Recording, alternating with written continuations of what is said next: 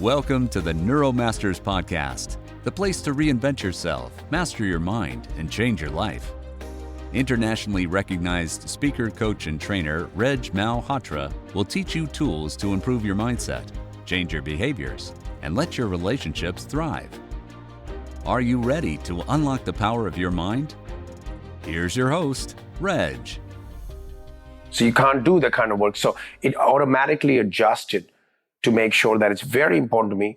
And if I have good energy, if I'm creative, because I remember those days, and I think I was talking to Aaron. Aaron, could you ask me that question again? Then you wanted me to share it with the group. So I'm happy to share that because contextually it's such a right moment. Great. Yes, the question I asked you is, at what point did you decide or learn that energy was your number one value?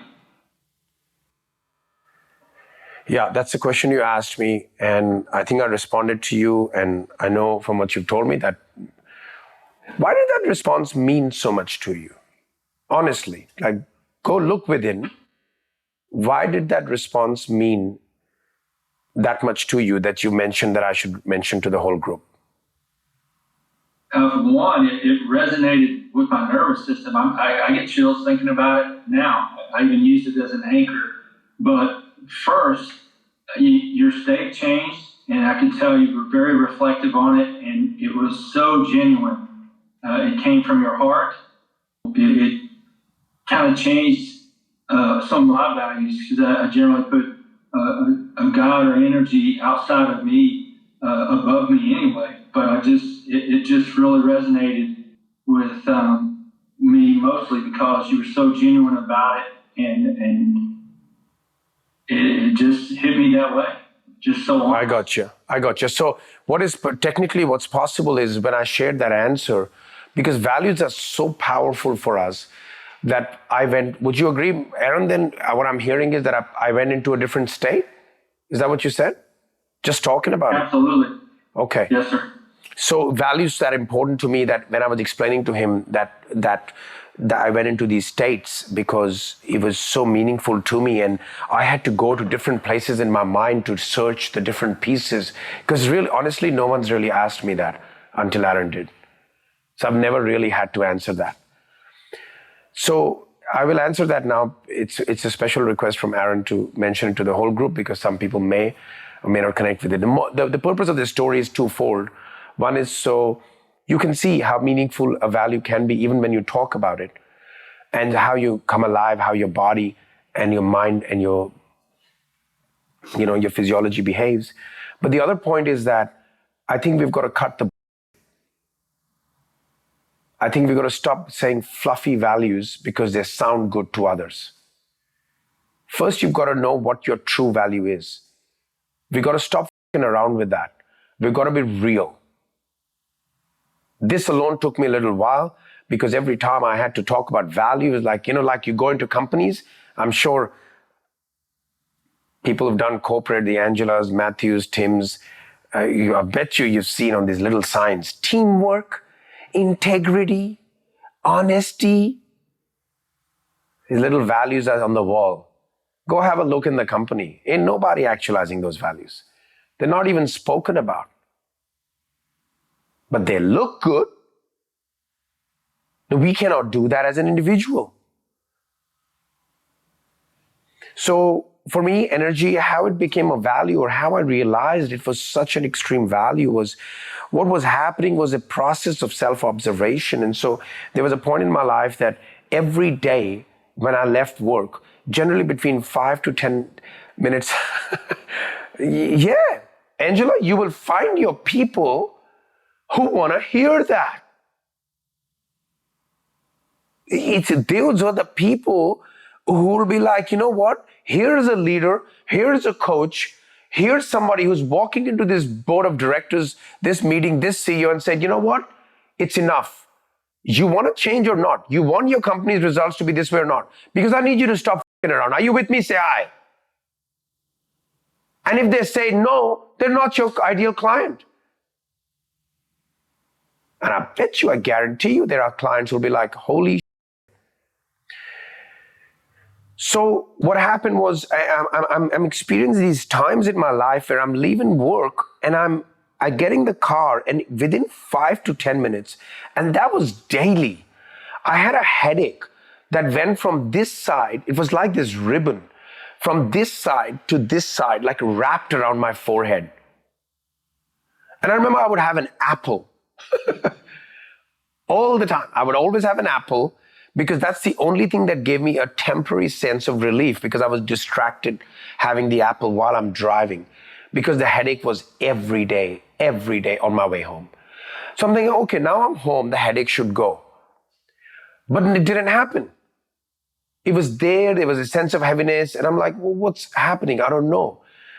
And then at some point I would try and distract myself by having alcohol.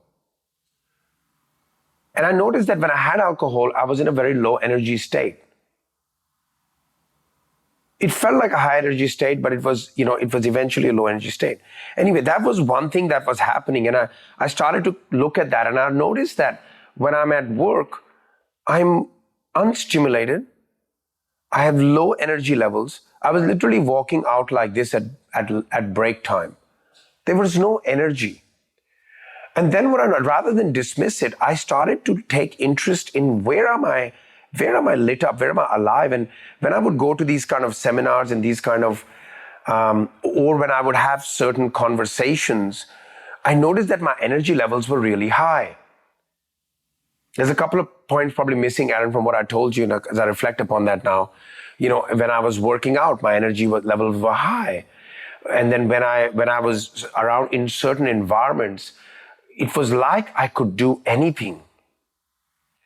And then I started to observe people more carefully.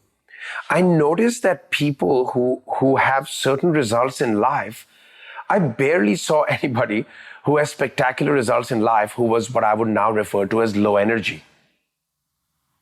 I barely see that still. So I started to put two and two together, and I'm like, hang on. Either I can give in to others' opinions about what I should do and who I am, and they will be happy, and I'll be momentarily safe, but I will be low energy. Or I do start doing more of what truly gives me energy. I had low energy for my wife. I had low energy for my children. I had low energy, and low energy is a terrible state to live in, because you can't create spectacular. People are attracted to people with higher energy, believe it or not. And higher energy doesn't mean you're standing on the top of the mountain and shouting. No, that's not what I'm saying. And it's not the traditional form of energy that you can run or anything. I'm not saying that either. It's a state of being in which energy, you're able to produce energy, you're able to transfer energy, you're able to create energy, and you have a decision to live more of the time in higher energetic states. But that's not possible, by the way, if you don't understand your values. Because when you actualize more of your true values, you get access to energy which is not dependent on food. How about that? People think energy comes from food. That has some truth in it. But please don't think for a moment that I can stand here for days and days and days on end and only get energy from food. If anything, when I eat something, it slows me down a little bit, because now the energy is being used by my digestion process. So where is this energy coming from? And so I was doing studies on ancient Hawaiian teachings, and one of the things they said that it was so simple yet profound. If something gives you energy, do more of that and watch what happens. If something drains your energy, reduce it. So you ought to look at that. If you want to be more at cause, if you want to take more of your control of your life, I'm not saying do it overnight. Identify it and start making the changes. Step by step by step. Start moving in that direction. I promise you'll find yourself there. It's exactly what I did. And does that involve what is traditionally referred to as sacrifice? Maybe. I don't even call it a sacrifice. You have to give up something. I stopped going to barbecues and stopped going to lunches and dinners where these people just drained my energy because they laughed at me because I had gluten-free. That put me down. So that was draining my energy. I didn't like the fact that they talked behind other people. It was draining my energy. So I had to gradually block all that out. Yeah, some may have gotten offended, but I found life. And yes, because you spend a lot of hours at work, you may have to consider this. You may have to consider mana, life force, energy. Your role is to create energy, to produce what you want to produce, to live the way you want to live. Surround yourself with people and nature elements that give you energy. Please, if you haven't considered this, if you are considering it, that applies to you, move where there is more sun and water. And air, obviously. Be closer to the elements. You're not a tree. You're going to have to make some decisions about your life.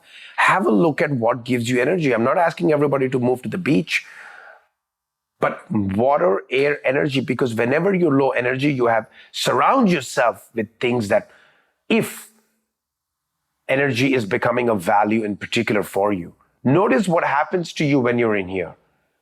Notice what happens to you when you're around me, when you're around NMA. There's some signs in there. Don't ignore them. Is it people and community? Is it learning? Or is it energy? Or is it a combination?